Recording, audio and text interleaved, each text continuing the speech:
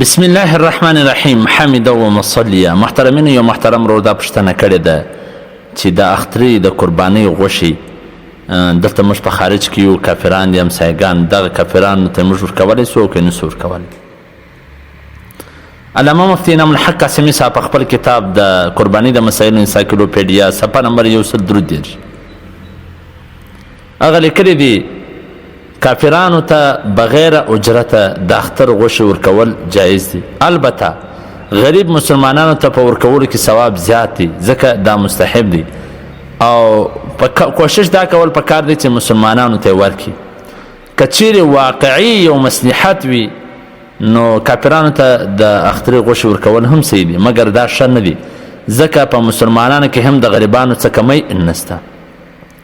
او که دغه رنګه یو بنګۍ وي هلته کار کوي خدمت یې کوي نو هغه ته هم د اخترې غوښې ورکول جایز دي. په حواله د فتاوای هندیه جلد نمبر 5 صفحه نمبر 300. والسلام.